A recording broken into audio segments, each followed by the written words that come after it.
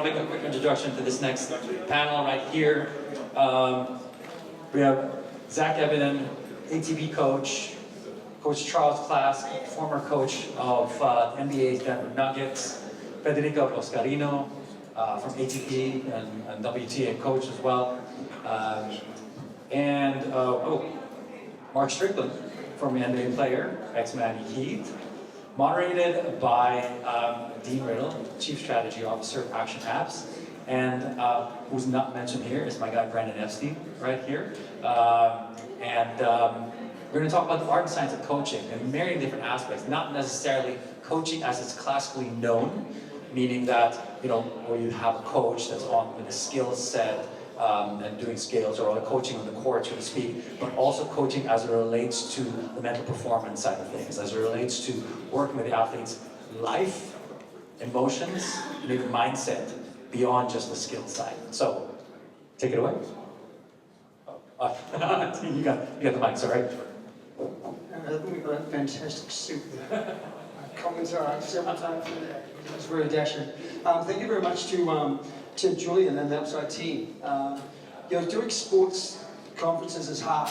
It's difficult getting people to give up their time. They can go giving up their time, but they're really, really important because it creates community, and people have obviously the opportunity to be able to have conversations, and then there's little trinkets that they'll pick up from it.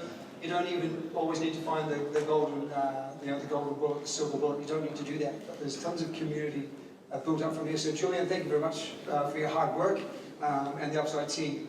And I'm happy to be here, obviously, as a sports scientist, strength conditioning coach since the 80s. So I've sort of been around the block a few times. And so I've got a great panel up here who have been very challenging with questions to my questions or putting this together. I think it's an important subject that we talk about today.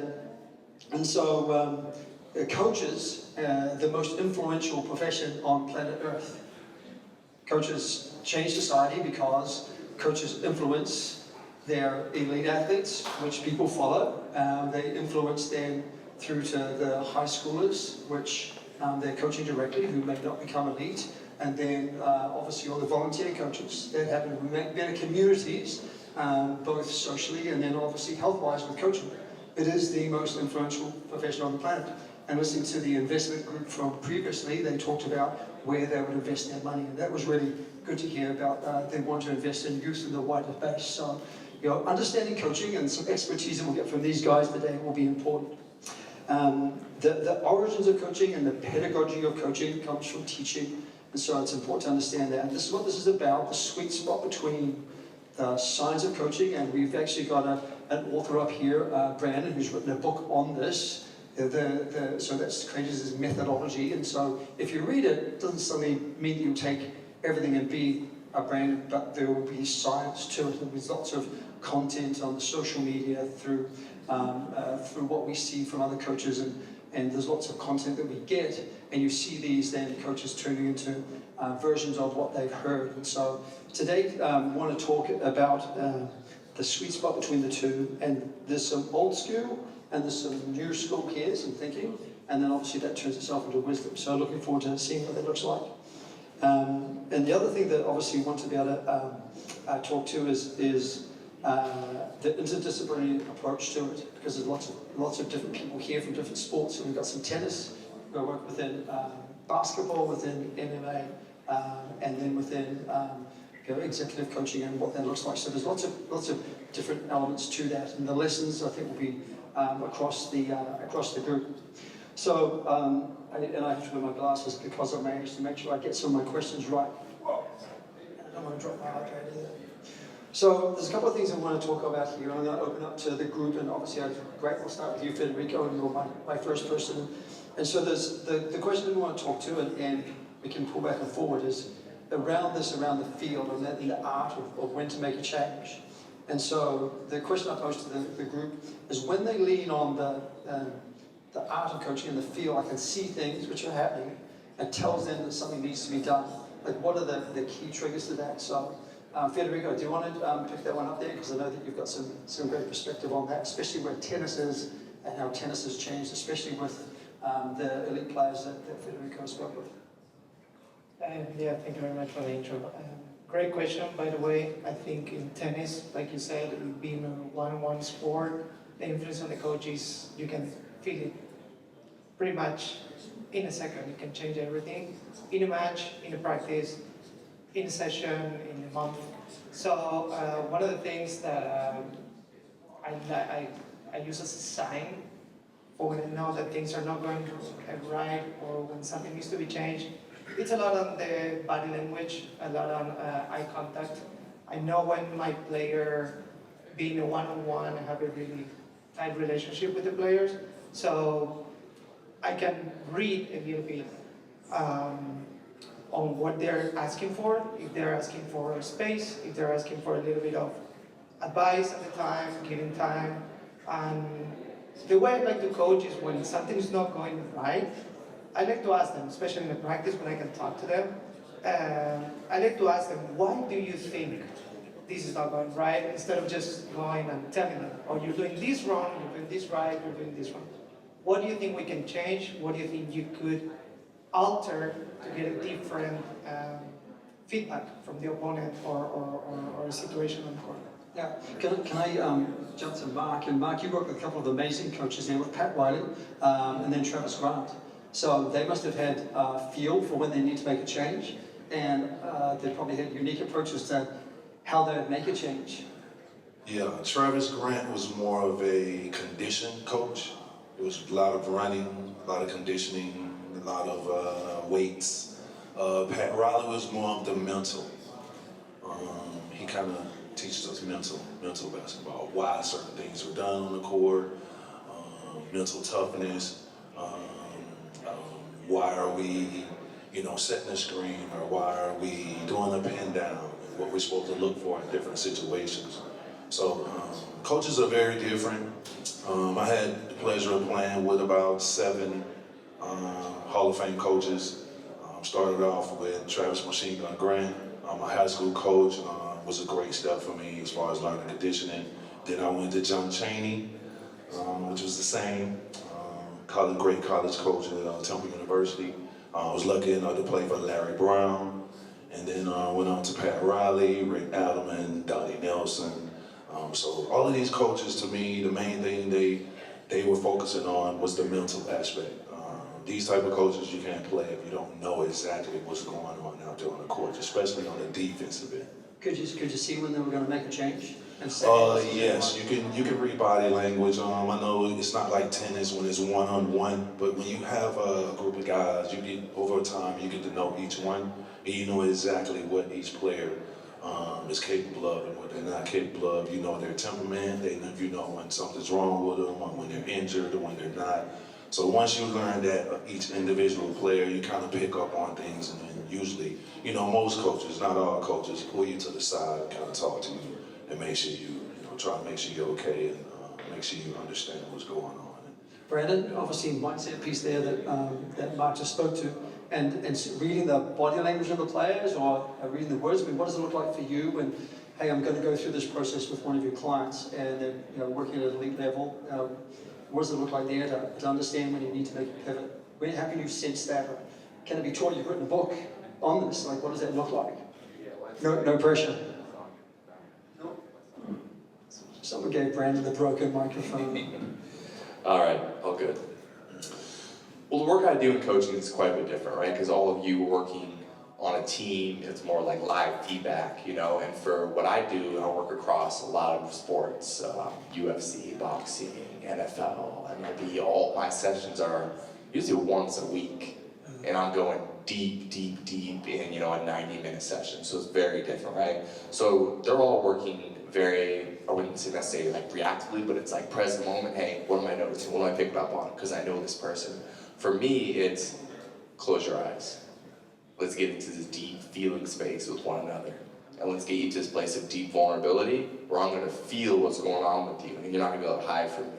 And I'm gonna know if there's insecurities, if there's fears coming up, if there's low confidence, and I'm gonna expose you, and that's gonna come up. And that part of your ego that is afraid is gonna have to die. And that part of you has to die off to be reborn into the next version of yourself. And so, quite a bit different from how these guys are operating, right? Because I have the liberty of a deeper, longer container, but they have the more consistent feedback loop of getting to know the guys and getting to work with them day in and day out. So that triage that you get these athletes come to you because you're that external expert. So these guys might break them, or maybe poor coaching, the science of it's gone wrong. So do you have that? Is there examples of that you get when they go, yeah, this has been poor coaching? Like, what does it look like for you to be able to armor-proof that player, or allow them to like clear their brain so they can go back and then cope with perhaps not good coaching environments? Because I've been in very poor coaching environments that are oppressive to the players, and so we didn't have a person like you to be able to go, and often players would like fail because of that. So I mean, what does that look like for you as a triage? Yeah, well, ultimately there's two polarities we're living in, right? We're either being driven by fear or love, right? And fear is force, just push, push, push. Love is power, it's alignment. And so what we want to do is work with the individual to move them out of fear into a place of love. And so that's an umbrella for feeling peaceful, present, getting into flow state, no mind. And so it's up to the individual player, I think, more so than, you can't rely on the externals, whether it's your coach or anything outside of you, to make you feel okay when the moment comes. Like, that's on you as a professional to be able to work on yourself, to be able to show up and be present and execute. And so that's what I work with these guys on when I do my session, is like, let's get you out of fear. Let's move you through your insecurities now, so when your coach calls you out for something, you're not going, hey, why is he picking on me? But instead you're going, okay, is there somewhere to learn here? And even if he is being extra hard on you, just taking it, transmuting that energy and moving forward, because as we know, all the externals are not going to line up and everything's going to be perfect for you all the time. So you have to be able to work with whatever that environment is. Yeah. In terms of working with developmental players, and then the work that you do there, Charles, because obviously you've got those players who want to play in the NBA and they're working with the level below, and we've got like, sport is the only place that we can legally take people to distress. We can take them there physically, because we do hard coaching sessions and we know what they feel like. You know, these guys have had athletes where they need to go and cope with that. Physically, but also mentally. And so with the players you've got, you have to take them to the upper levels of it. What does that look like for yourself, for that feel of when you go, no, that's enough for that particular player or the whole group? Like, how do you sort of judge that as a developmental coach? Because it's a super, super important place. We try to balance it where, say a guy is already very critical on himself and hard on himself, and you'll hear guys whisper things, I suck, I'm no good. Well, I need to balance that and tell them, hey, you've got this, you can do this, you just made 4 in a row, whatever it is. And then you might have another guy who's outlandishly confident, which isn't a bad thing, but he might not see some of his faults or mistakes that he's making, so you would have to point those out. A lot of times, too, part of it is like what we've all said, is you're building resiliency and grit with these players, where you're not going to be on the court with them. So if Zach misses 3 in a row, and he starts looking over his shoulder for some sort of advice or guidance, you've got to be ready to give it to him. Or, you know what? He's got to try to figure out one more shot. Because during the game, I can't be on the court. Individual workouts might be a little bit different. You want to push them, you have to see what they're capable of in getting them to that stretch zone and just outside where they're comfortable, and see how they respond. That's a big part, to see what they can do with the secret and assignment to a full contract. Yeah. So I'm going to come to you now, Zach. Some of our discussion, we actually did some homework for this. Zach talked about this, using the cold as an advantage, was a really cool phrase, which I liked about his methodology there. And so if you've got a syllabus, a constructed syllabus, I'm going to work with this athlete, you work with your tennis athletes, and you get them at different times of the year. But all the sports will have a seasonal element to it. And if you've got that syllabus, what does it look like to be able to understand the best use of that syllabus with the players when you feel like you need to deviate away from it? I know you talked about that, you're using cold as an advantage, and I'm looking about to talk a little bit to that. Yeah, it's like, it's a journey, and especially in... Zach is British as well, if you didn't catch that. It's definitely a journey being a tennis coach and working with a pro athlete. you know, you're with them anywhere from like 30 to 40 weeks out of the year, more if needed, and you know, you're going to have a lot of highs and you're going to have a lot of lows. And I try to think of it as a marathon and not a sprint, so I kind of like to process it or manage and set it up as, you know, Formula One. You have to, you know, there's going to be times where you're going to be in moments that you're just not going to succeed in and you're going to struggle. And how do we use those moments to already start the rebuild for the bounce back? Like, you know, you could use those moments to work on more independence, more, you know, correcting mistakes in bad moments, as opposed to just, you know, labeling it as a slump or, you know, bad luck or just we're going through a bad time. You know, you can use that to work on other things like that independence and, you know, problem solving, you know, when things aren't going so well, because you're always going to have those highs and lows. I wanted to just get on that same one and pick away at that again a little bit more there. With the constructed syllabus, and yes, Brandon has obviously written a book on that. And so it's a blueprint to be able to work to, so that other coaches can coach well. So a science of it, a methodological approach to it.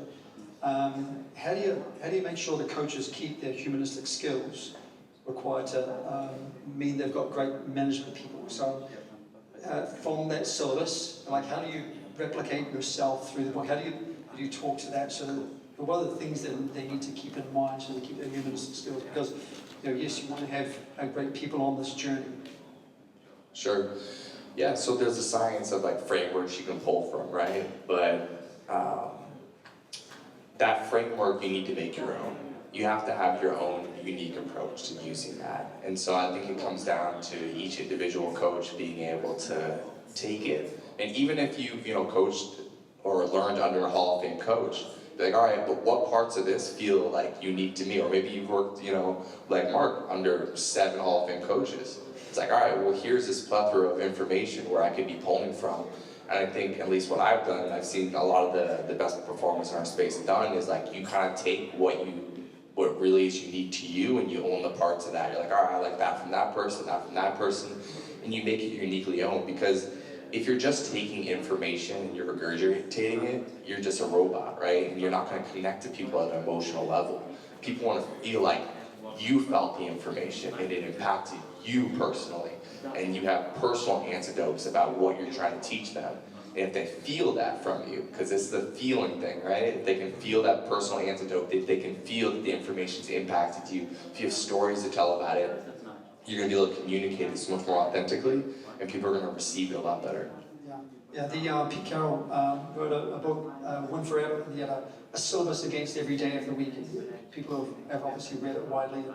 Tell the Truth Monday, and it was his one that he talked to, and most definitely that was something that resonated, obviously, with the work you've done there about that day is the day to be really truthful about how you are practicing, how you're constructing your week, and what does it look like for that weekend. Federico, I want to go to yourself with that, and just say again on that piece about maintaining those humanistic skills, again, so that you can make sure that they, you know, with your players, you're looking, you know, individual players playing at the very highest level. What does it look like for a coach to Brandon's point, make their own and keep their humanistic skills, but then not just doing like, you know, picking out Lego blocks and like my grandkids make like silly things. You know, there's got to be a construction to it. Like, how from your experience, like, what does it look like for coaches to keep the humanistic skills? And I definitely want to go back to Mark and ask about some of your Hall of Fame coaches and their humanistic skills, because when games are going wrong. So what does that look like? Because it sort of bleeds into each other.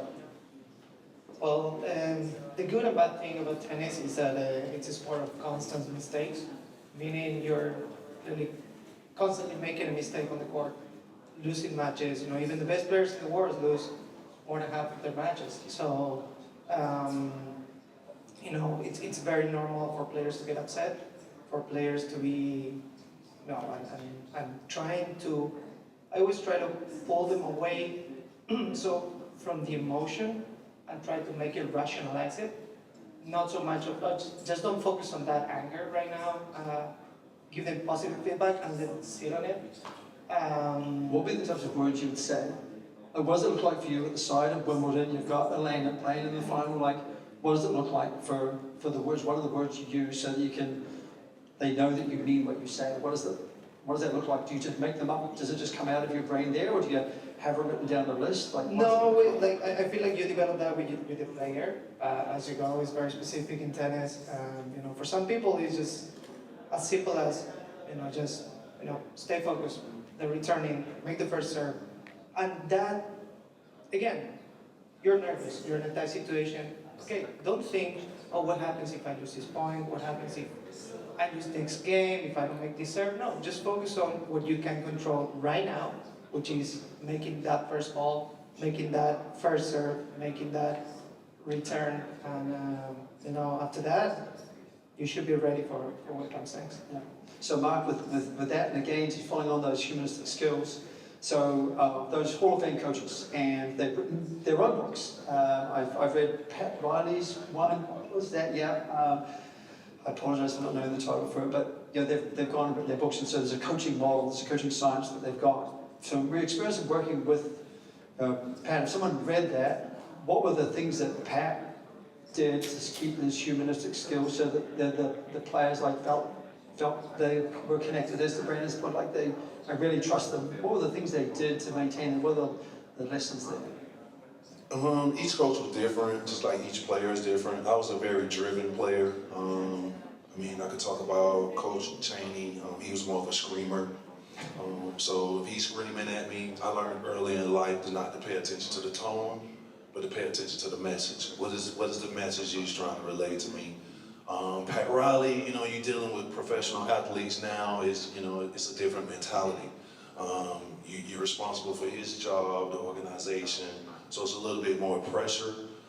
So like I said, I was a more driven athlete, so I didn't really need a lot of push.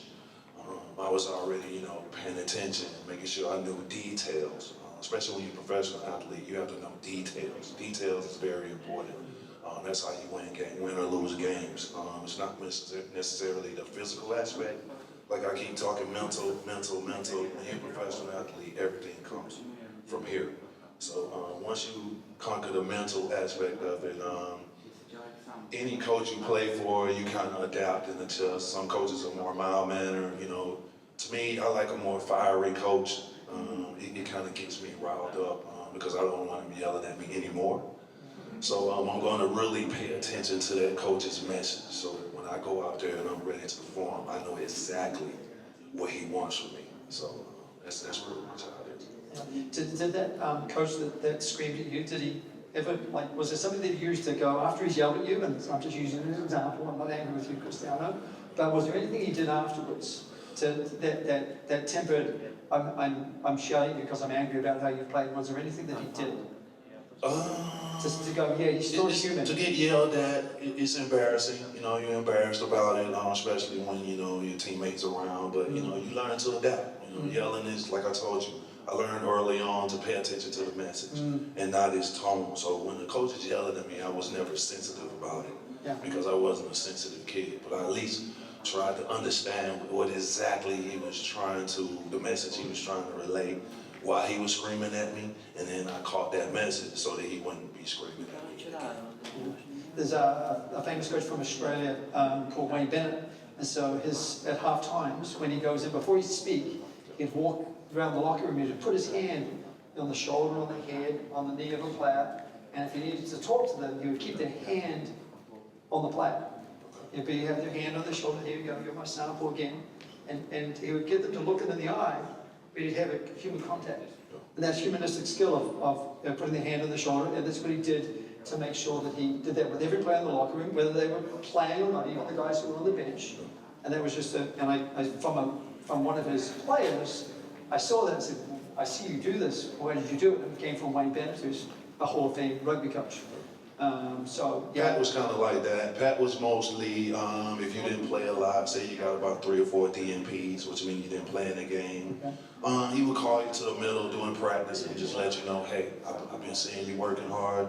I know you haven't been playing much, but hey, I'm paying attention. Your chance is gonna come. Just keep doing what you're doing and stay ready. Is that obviously individual players in the tennis world there, but again, you know, those humanistic skills. Yeah, what are the things that you think are good for the art of coaching? Is, you know, you've got you're getting ready for the new season, you've got your off season, you're going to get them prepared. What does it look like so they, you know, they turn into good people as well as good athletes? Well, yeah, you just got to develop, you know, that relationship, you know, where there's just full communication, full transparency and trust. You know, in order, tennis is a really tough one because you have to pay your coach. You know, it's not like you'll move somewhere or, you know, and then you're traded and you don't get to pick your coach, right? Like tennis, you have to hire, and then, you know, you got to be able to pay someone to have someone constantly critique you all year round. So, you know, to be able to develop that bond to where, like, you know, you can be vulnerable with them because they can have a question for you at any moment, and you've got to be able to not get defensive and still, you know, communicate with them on a high level. And sometimes you don't get to pick, you know, when that is. You don't get to, you know, pick the right moments. Sometimes it comes at a bad time, and you just gotta, you know, kind of adjust on the fly and just, you know, always just keep a level head and go back to your base and what your values are with them, but constantly trying to steer them in the right direction, you know, even through struggles. Yeah. So the next one there is leading on from there is around reactive coaching and proactive coaching. And so Charles, you've got those development players, and you know, what does it look like there to, I know I've got my players, I'm going through my season, and things aren't going to plan. Do you wait until you have to react because that gives you the most impact? Is that an art, or is that the science? Because that's a methodology, or do you proactively, I can start to see the signs early and then maybe turning up late to practice, as we just had in Miami here, the quarterback called that out in a post-match, and I thought that was really brave of him to say that. You know, some players aren't coming to players' meetings on time. Like, okay, cool, and so there's been some angst with that, but what does it look like from your point of view there with that? Do you wait for it to happen and be reactive because it gives you more impact? Is that a science thing you do, or is it the reactive thing of, or proactive thing of, no, I can start to see the signs before it goes bad? What does it look like for on an individual basis, you know, everything's on a scale, everything depends, right? But if I feel like I can make a small tweak to, let's say, a player's jump shot, and it's not going to be too overwhelming for him to try this, and we have some time to work on it, I don't mind. If I think it's going to be a major scale rehaul, then I'm probably going to wait till like the off season. If it was more of a team-based adjustment, so more times than not, you're going to have all your base defenses and then your adjustment criteria already selected. So like if Mark hits 2 threes, initially we weren't closing out to him, he hits 2 threes, now we have to adjust. So those guys, they know that going into the game. The reactive areas are usually like something you didn't quite plan for, surprise. Jamal Murray sprains his ankle to start the second quarter, and now your backup point guard becomes basically your starting point guard. And how do you adjust on the fly with those, or say Nicola fouls out? Like what I like to say is in effort areas, I turn into more of like the demanding, commanding coach, and there's zero tolerance for effort mistakes. Like you can't have those. If it's a technical mistake, that's when you're in teaching mode, calm, relaxed. Hey, don't forget, high hand up, you know, no middle. You know, make sure you square them off, second dribble. You know, because it's not like he's not trying, he just needs to try to do it better. So that's how we try to build in a lot of our adjustment criterias. When is one better than the other? That's where the feel comes into play. So, because what I'll say is, you don't want to take a player's confidence away if you make an adjustment too early before you've challenged him. Mark, you're better than that. I know you can guard Shane Betty in the post. Like, you got this. You know, if you don't do that and you automatically go to the adjustment, Well, now I just lost some love from this guy. You just see Mike's body language, like, I'm a driven, he's like, yeah, coach. He's just like, yeah, I'm gonna. I know Mark, Yeah. and he'd probably say, no, coach, I got it. Yeah, And that's a relationship we would have, and I would actually do that same thing to provoke that response. And show the whole team, this is a dog, he's about to get after it, let's watch it. yeah. And that comes with trust too, like Zack said. Yeah, I gotta be able to trust what he's saying. So when he gives me the information, if I trust him, I know he's gonna tell me something that's gonna put me in the best position for the team to win and for me to be successful. So. Brandon, when the trust has been broken, you get one of your clients come to you and go, my coach has spoke to me like this, like what does it look like for you to put them back together? Or how do you ground them? And because they've got, it's not gone well for them, they've lost the game, the coach has pulled them out on one. What does that look like for you to be able to put them back together? What does that look like? Is that the process? So you're saying when they've been lied to by their coach? They probably feel it's a lie if they don't believe it. Mm-hmm. So, yeah, how do you navigate that? I mean, what does it look like for you because of that external expert? Do you have to go look at the tape, or how do you unpick that to go, no, the coach is telling you the truth, you're just not accepting it, or yes, they have been lied to you, and there's two completely different circumstances, and I bet you've seen them all. Yeah, what does it look like for you how do you go through that process from a mindset? Because Yeah. You know, I haven't seen a circumstance where like a coach has lied to a player and they've come and said, hey, like I know this isn't true, and now I need to like somehow put myself back together. I haven't actually seen that. Usually it's the latter that you talked about, right? Around something, a vulnerability that was exposed within them, and it's an insecurity, and the only way to get through it is to go through it, right? And so it's like, hey, you know, my coach keeps calling me slow, and it's like, all right, fine, own it. You are slow. Yeah. Because what you can't accept won't change, and what you resist persists. And so it's always going through it. It's that thing that, like, maybe even since the combine or scouting camps, like, coach has been saying, oh, this is your issue. And it's like, if you act like that doesn't exist, it just builds up in the darkness. It just builds up, and it's like this thing that you feel like is a vulnerability. Once you expose it, it loses all of its power over you. Because, like, your natural talent and ability is going to be what it's going to be. And you can put all the effort in, and you're going to max out what your talent is. But beyond that, if you have your limitations, you got to come to acceptance around them. That's the only way you're going to get the most out of your potential. yeah, that's great science of coaching there. That persistent, what would you say?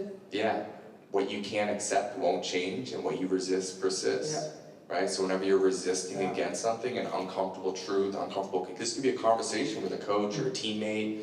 If you're resisting actually just having a conflict and moving through it, sometimes confrontation or conflict is necessary, especially in sports. It's like, we gotta call this out, right? If your teammate's not playing defense or he's like not hustling, whatever it is, if you resist that, it's just gonna persist. Once you have the confrontation, you get to a place of resolution and you're actually able to move through it. And that person needs to accept it, right?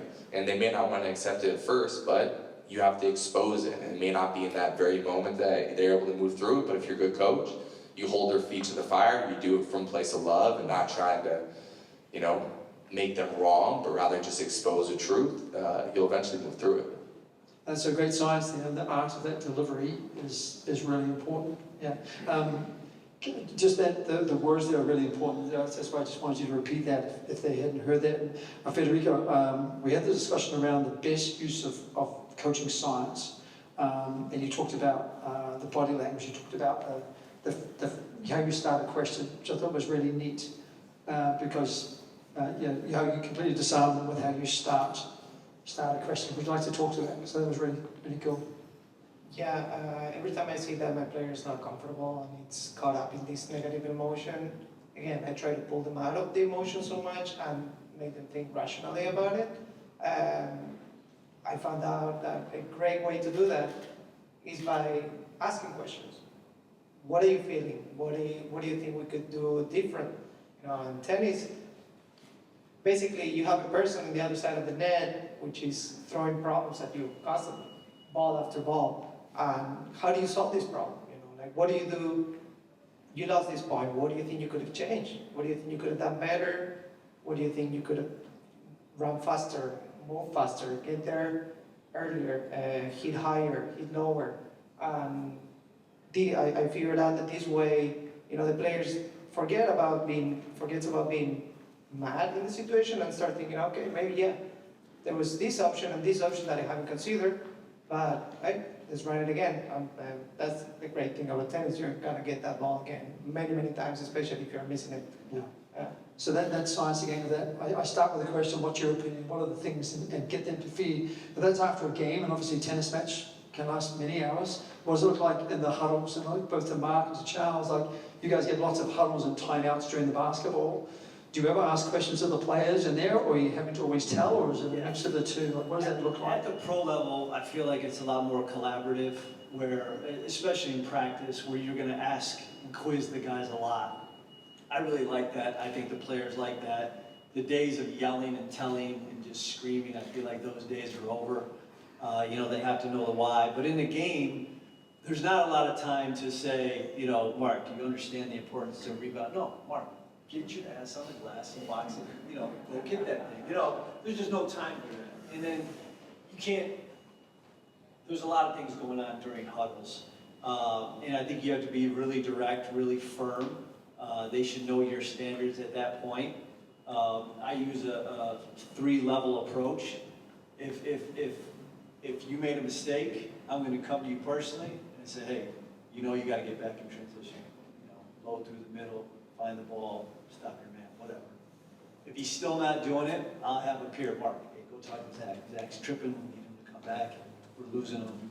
See what an ally can do. And then if he doesn't respond to either of those, he's got one more chance, and that's publicly in front of the entire group. I'm calling him out. Hey, Zach, you're bullshit right now. This is DEFCON 3. We met in October. You said your goal is you wanted to be second team all defense. Man, you're last team all. Tying him back to his goals, anchoring to the things he cares about. Who taught you that 3-tier approach? Because that's like a scientific approach to be able to get the players on. Like, where'd you learn that? Who taught you that? It's kind of a hybrid of like how Stan designs his practices, Coach Van Gundy. Oh. He gives, every coach in your practice has assignments, whether it's with a player or with a task. So like Federico would be, hey, you're in charge of defensive rebounding all practice. And then you also have Andre Drummond. So you're always keeping track of everything Andre does and the whole team's defensive rebounding. Yeah. So then I call it sniper coaching. When he doesn't see Andre Drummond rebounding, Stan wants Federico to put out that fire before it becomes a huge flame. Okay, so the sniper is, yeah. Mark, if you, Can I jump on that? oh, absolutely, sorry, yeah. So, tying into what a couple of the guys have been saying, talking about insecurities, and then talking about being able to capitalize on moments, or short bursts in tennis. Coaching is a big thing that you're not really allowed to do. It's frowned upon in the moment, in the heat of the moment, in the battle. So you have to be a hawk to capitalize on 2 seconds and make 2 seconds 5 seconds. And you do that via having that full transparency and communication with your player. I had something with one of my players where if he made a bad mistake, he would have to turn to me, give me eye contact, and acknowledge it and give me a head nod. And I knew if he was insecure, if he wasn't doing that. So if he was insecure, I would have to tap into the insecure Band-Aid, coaching package of all my moments. I can't be telling him, go for the kill, if I know he's insecure on that day. That's just a waste. I'm going to waste the 2 seconds that I had that could have actually affected something or set him off on a different path. Like he said, they don't always get to see what we see. They can't, they're feeling, they're, listening to their emotions.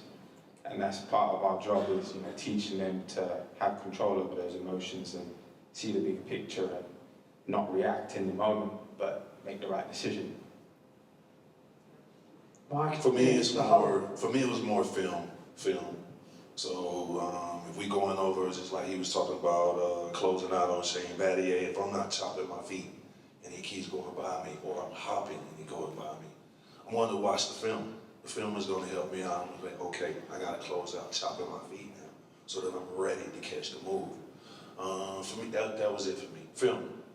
Film is always a cure, or I will go to a coach.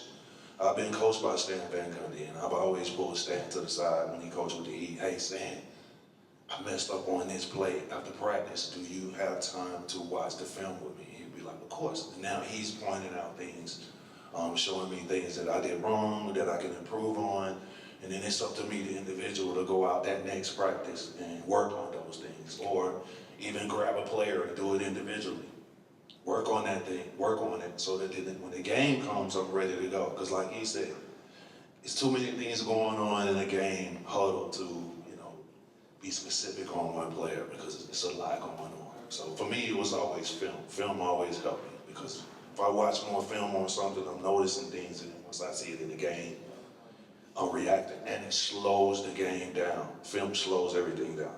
So So I know we've only got a couple of minutes left because Cristiano's flashing signs at me. I want to just go there and just quickly, and there's a couple of high-profile cases in the UK just now in English soccer. The Nottingham Forest manager, 39 days, sacked. He had a specific way, I'm going to play Ange ball. This is the way I'm going to play soccer. And then the manager at Manchester United, he's been there now, I think, nearly 9 months. And again, he's got a specific way that he plays, and he's not changed. He had a big win over the Liverpool this last weekend, and so he stuck to it. So across, when you're coaching, and I'll start with you, Brandon, like, if it's not working, what are the triggers to go, yeah, I need to change my approach, because you've got well thought out, like, you can articulate it here. You're a master at that. These guys are working at all high level. We're all masters at doing this, so I'm going to stick with this as the last question for you all is, like, when do you guys know, yeah, this approach isn't working, I need to pull the pin? Do you have, like, a checklist that you go through and go, yeah, this isn't working with my player? What does that look like? Because you have mastery in your own craft. What does that look like? Yeah, so obviously my answer is going to be quite a bit different than theirs. For me, it's all emotion, right? I'm checking in, I'm saying, hey, ask yourself the question, what does it feel like to be me right now? Sit into that, close your eyes, feel it. And if they're feeling anything that is under the umbrella of fear, which could be anxiety, it could be uncertainty, it could be hopeless, whatever it is, any of those like disempowering emotions, then that's the work that needs to be done, right? And it's right there. And I know my job's done when they go, oh, neutral, right? I'm just no mind. That's who you want to be. When you're playing sports, of course it's very mental, as in like your tactics, but ultimately like you don't want to have other invasive thoughts coming in. You want to be more in this place of just pure presence, where all the training you've put in is now able to just come to the forefront of your mind when the moment needs to be. Because at the highest level, everything's happening so fast that you almost oftentimes can't even consciously think about it. It has to be something that's trained so much that when you get into the moment, you're able to just execute on it. And so my job as a mental coach is to make sure they've cleared out all the other nonsense, so when they get into those moments, they can just execute what their coach tells them to do. Cool, thank you. Mark, obviously, Sport Ed TV, you're in the business of educating other coaches. What does it look like to make sure that your coaches, if they're going down a plan and it's not working for them, what does it look like? How do you guys make sure the coaches know, I need to change my plan, I've got to back off, or what does that look like? Youth in high school, I think it depends on the coach. If you got a fiery coach, he's gonna get in your butt and make sure you get it done. I think when you get to college and pro, it's more, you have a role. You understand what your role already is. So once you have a role, you kind of know, like for me, it was more being an energy guy and rebounding. So if I got a game where I'm not rebounding, the coach will be like, hey, we need you to rebound more. So now, internally, I'm gonna go out and make sure that I'm fulfilling that role. So it's more easier for me, it was more easier as a college player and a pro player because I had a specific role that I had. So I had less things to focus on. I only had these few things to focus on, and that was my job to help the team win. As a youth, I think coaching is more, the trust comes in. Coach is gonna be a little bit more fiery because he's trying to, get you to do exactly what he said. So for me, it was just, as a youth, a trust. It was easy for me in college and pro because I had a specific role. And it's easy for me to just go out. And that's keeping it simple. you think obviously Yeah. is for coaches, if it's going wrong, Yeah. keep it simple, simplify it even further? Well, for me, it depends on the individual. You know, if you had a guy like Donald Hodge, you know, you couldn't scream at him, or he would get on the train and go back to DC. You know, Okay. with his tail between his legs. But you know, so you kind of have to go at that player a little differently. Maybe do it isolated. You know, talk to him a little different. But for me, you know, I told you I was a little bit more, you know, internally driven. So you know, the yelling kind of got me fired up. We can't tell that you're internally driven at all, it doesn't come across at all. Well, you got those kind of players, you know, he'll tell you more, you know, you have to, you know, Yeah. either you're gonna shape up or you're gonna get cut. Yeah, yeah. Yeah, just real quickly, what was the sample size? You know, going into it, we're gonna give this new style of offense 10 games. Okay. And do the players fully understand the principles of play? And once they do, and you're still not executing to a certain level, you need to reevaluate. And then you have like an executive board say, hey, say Brandon's one of the players, I'm gonna bring him in. And hey, Brandon, what do you think of the offense we put in? Where are we at? 10 more games, do you think we'll understand it at an efficient rate where we can really do some damage? So putting that stake in the ground at time and, Yeah. and saying 10 and then. Right, and then it's your coaching staff, and you could also go external, whether you have a consultant, former coach, and talk to Rick Adelman. Hey, can you watch these 5 games? Yeah. You know, reach out to some of your colleagues.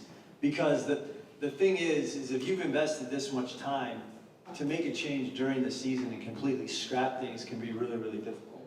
Yeah. But then you'll also get a feel like, hey, our personnel doesn't fit this. Even though this is what you really know and you really believe it works, it's just not right for this group. Yeah. Zach, and you change it, we got the tennis player, they're on the tour already, they're out there like, we're gonna change things. Yeah, it's tough. How do because you know? It's tough because you gotta, for a tennis player, you have to improve on the road. You can say you have an off season, but it's realistically it's only 4 weeks.